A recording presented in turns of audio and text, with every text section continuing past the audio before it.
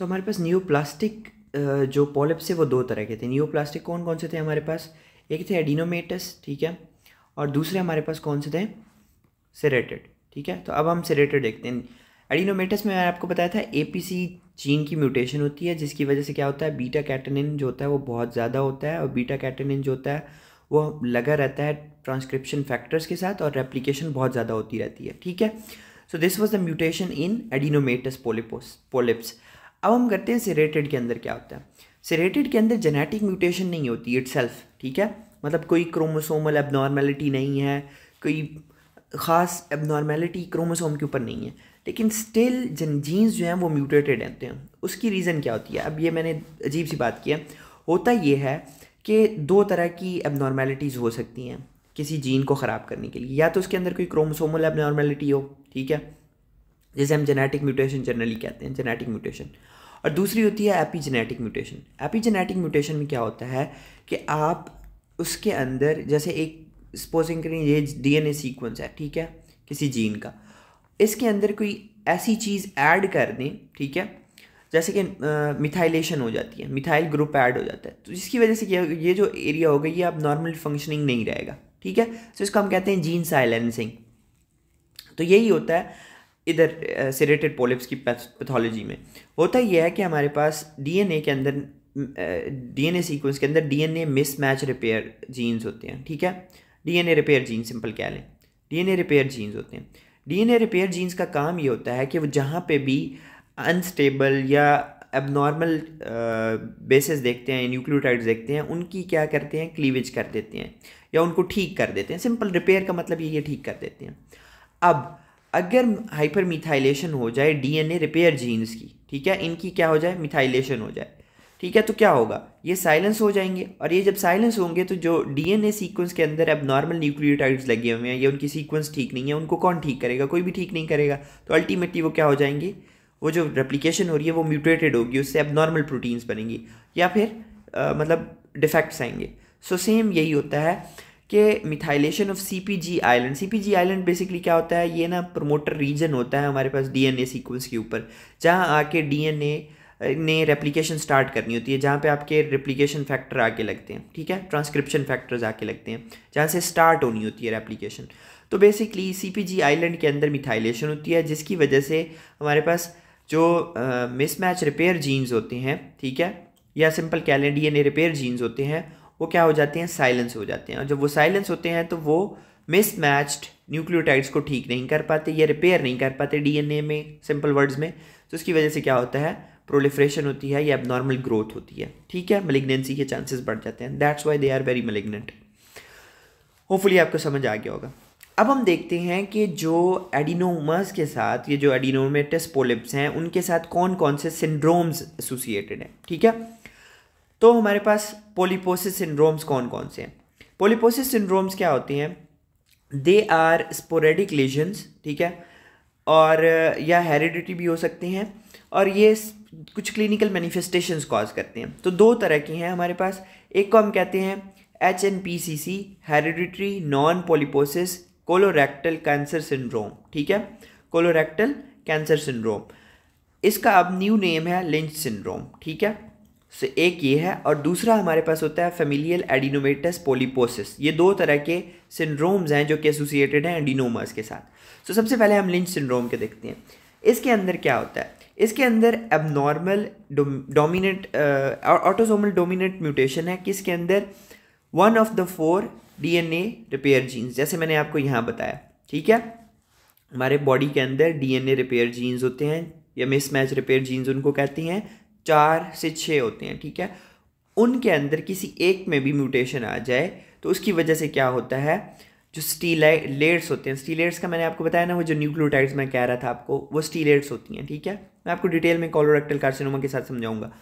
वो क्या हो जाती हैं, वो बहुत ज़्यादा एक्यूमुलेट होना शुरू हो जाती हैं। सिंपल वर्ड्स में, जब मिसमैच रिपेयर जीन साइलेंस हो जाती हैं या ये काम नहीं करते तो डीएनए के अंदर एबनॉर्मेलिटी रहती है, जिसकी वजह से क्या होता है, जेनेटिक म्यूटेशंस होती हैं एंड अल्टीमेटली मलिग्नेंसी के चांसेस बढ़ जाते हैं। सो लिंच सिंड्रोम में भी यही हो रहा है कि मिसमैच रिपेयर जीन्स के अंदर डिफेक्ट है, मिसमैच रिपेयर जीन्स के अंदर क्या है, डिफेक्ट है। और इसकी वजह से क्या होता है, अब इसमें ना डबल हिट सिंड्रोम होता है कि एक बंदा जो होता है उसके पास एक अलील, ठीक है, एक अलील जो है, जीन्स की 2 अलील हैं, एक अलील ऑलरेडी म्यूटेटेड होती है, ठीक है। तो अब जो वो है उसको अगर एक और म्यूटेशन दे दी जाए तो लाजमी सी बात है उसके मिसमैच रिपेयर जीन्स जो होंगे वो बिल्कुल ख़राब हो जाएंगे, बिल्कुल तबाह हो जाएंगे, जिसकी वजह से क्या होगा कि उसका सारा जेनेटिक मेकअप जो डीएनए रेप्लिकेशन वगैरह हो रही है वो ख़राब हो जाएगी, ठीक है।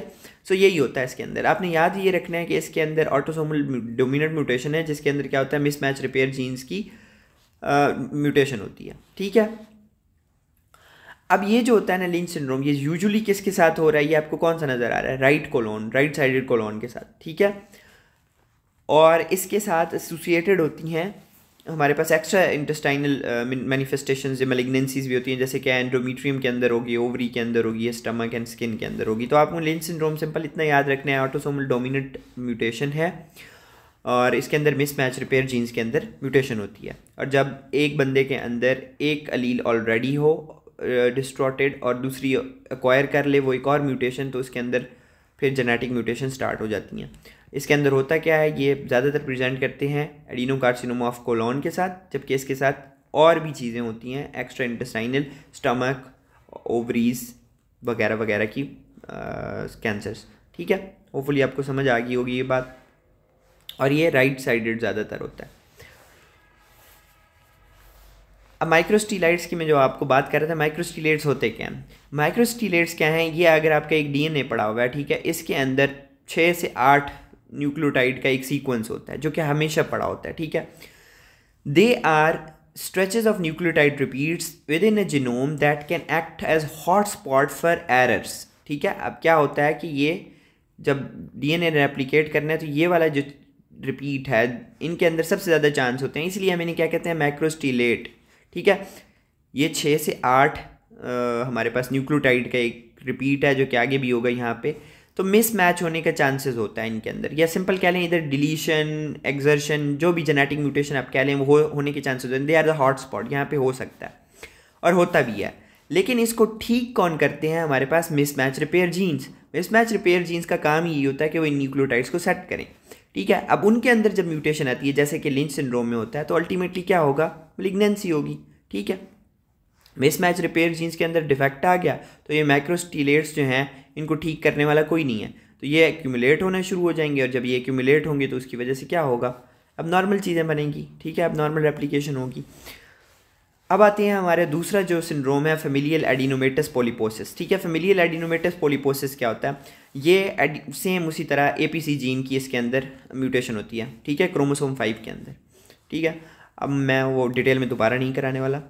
अब ये अपीयर कैसे होते हैं, they are usually asymptomatic but they can grow, जैसे डिजीज़ प्रोग्रेस करती है तो ये पाल्पेबल एब्डोमिनल मैसेस, डायरिया और हेमाटोकेजिया। हेमाटोकेजिया क्या होता है कि डेफिकेशन जब हो रही होती है तो उसके साथ फ्रेश ब्लड कहने को हेमाटोकेजिया कहते हैं, ठीक है। अब इसके अंदर क्या क्या चीज़ें होती हैं, अब अगर हम रिवाइज करें तो ये इसके अंदर बहुत ज़्यादा पॉलिप्स बनते हैं। क्या बनते हैं, बहुत ज़्यादा पॉलिप बनते हैं। और कहाँ बनते हैं पॉलिप्स, रेक्टम के अंदर। जो हमारे पास था लिंच सिंड्रोम उसके अंदर कहाँ बन रहे थे, राइट साइडेड कोलोन के अंदर, ठीक है, राइट साइडेड कोलोन के अंदर। इधर कहाँ बनते हैं, हमेशा थाउजेंड्स ऑफ पॉलिप्स मिलेंगे आपको कोलोन के अंदर, स्पेशली कहाँ पे, रेक्टम के अंदर, ठीक है। और इसके अंदर म्यूटेशन कहाँ पे होती है, एपीसी जीन के अंदर, सही है। एब्डोमिनल मैस के साथ, एब्डोमिनल पेन के साथ, डायरिया के साथ ये अपीयर होते हैं। इसके अलावा जब क्रोनिक जीआईटी ब्लीडिंग होती रहेगी, क्योंकि यहाँ पे बहुत ज़्यादा पॉलिप्स हैं, तो वो आयरन डेफिशिएंसी एनीमिया करा सकते हैं। एक्स्ट्रा क्रोनिक मैनिफेस्टेशंस उसके साथ कौन सी थी, यूट्रस, स्किन और स्टमक के अंदर। लिंच सिंड्रोम में क्या था, स्टमक, स्किन और यूट्रस वगैरह के अंदर कैंसर होने के चांसेस होते हैं। और इसकी एक्स्ट्रा जो मैनिफेस्टेशन है, एक्स्ट्रा इंटेस्टाइनल मैनिफेस्टेशन, वो ये है कि congenital hypertrophy of the pigment epithelium of retina, ये आपको पता है। उसके अलावा डुडेनम के अंदर, स्टमक के अंदर भी पॉलिप्स बन सकते हैं, सही है। सो ये हो गया एडिनोमेटस polyposis syndrome, familial adenomatous polyposis, ये आपको याद रखना है, बहुत इंपॉर्टेंट है। अब फेमिलियल एडिनोमेटस पॉलीपोसिस जो है ना, ये इसकी एक और फॉर्म होती है, ठीक है। अगर एक्स्ट्रा इंटेस्टाइनल मैनिफेस्टेशन ज़्यादा हैं, सपोजिंगली इंटेस्टाइनल मैनिफेस्टेशन से एक्स्ट्रा इंटेस्टाइनल मैनिफेस्टेशन ज़्यादा हैं, सेम वही जीन की म्यूटेशन है, तो इसको हम कहते हैं गार्डनर सिंड्रोम, ठीक है, Gardner syndrome. Extra intestinal mutation ज़्यादा होती हैं, ऑस्टियोमास स्पेशली कहाँ पे होती हैं, बोन्स के अंदर, ठीक है, ऑस्टियोमास, फाइब्रोमास, लाइपोमास वगैरह, epithelium, retinal epithelium, pigment epithelium की हाइपरट्रॉफी मिलती है, ठीक है, सुपरान्यूमररी इसमें टीथ होते हैं, सही है। तो ये भी क्या है फेमिलियल एडिनोमेटस पॉलीपोसिस ही, लेकिन इसके अंदर एक्स्ट्रा इंटेस्टाइनल मैनिफेस्टेशन ज़्यादा हैं, स्पेशली बोन्स वगैरह की, सही है। इसी तरह फेमिलियल एडिनोमेटस पॉलीपोसिस का एक और टाइप है जिसमें क्या होता है कि उसमें आपको जो पोलिप्स थे, फेमिलियल एडिनोमेटस पॉलीपोसिस जो क्लासिकल था, उसमें क्या मिल रहे थे, बहुत ज़्यादा पोलिप्स मिल रहे थे रेक्टम के अंदर स्पेशली, ठीक है। उसके अलावा भी कोलोन में हर जगह पे स्टफ्ड था वो पोलिप्स के साथ। यहाँ पे क्या होते हैं, पोलिप्स कम होते हैं, लेस देन 100 होते हैं, ठीक है, असेंडिंग कोलोन के अंदर स्पेशली, सही है। इसके अंदर भी क्या होता है, फेमिलियल एडिनोमेटस पॉलीपोसिस वही एपीसी जीन ही म्यूटेटेड होता है। और इसके अंदर हम डिफरेंस कैसे कर सकते हैं क्लासिकल और इसके अंदर, कोलोनोस्कोपी करेंगे ना तो उसे हमें नज़र आ जाएगा, ठीक है। सो ये आपको सिंपल इतना याद करना है, फेमिलियल एडिनोमेटस पॉलीपोसिस जो सिंड्रोम हमने पढ़ा, उसके अंदर कौन सी म्यूटेशन थी, एपीसी जीन की म्यूटेशन थी, क्रोमोसोम 5 के ऊपर। उसके अंदर क्या होता है कि इंटेस्टाइन में स्पेशली रेक्टम के अंदर थाउजेंड्स ऑफ पोलिप्स मिलते हैं, पूरा जो कोलोन होता है वो स्टफ्ड होता है, ठीक है, rectum specially. Familial adenomatous polyposis की आगे दो वेरिएंट्स हैं, एक को हम कहते हैं गार्डनर सिंड्रोम जिसमें extra intestinal manifestation specially bones, osteomas, fibromas, lipomas वगैरह ज़्यादा होते हैं, ठीक है। और एक और इसकी मैनिफेस्टेशन है, उसको हम कहते हैं attenuated familial adenomatous polyposis, attenuated familial adenomatous polyposis, ठीक है। उसके अंदर क्या होता है कि कोलोन के अंदर पोलिप्स तो होते हैं बट लेस देन 100, ठीक है, लेस देन 100। सो ये बेसिक डिफरेंस है और फेमिलियल एडिनोमेटस पॉलीपोसिस का। नेक्स्ट हम स्टार्ट करेंगे इंशाल्लाह नॉन न्यूप्लास्टिक पोलिप्स।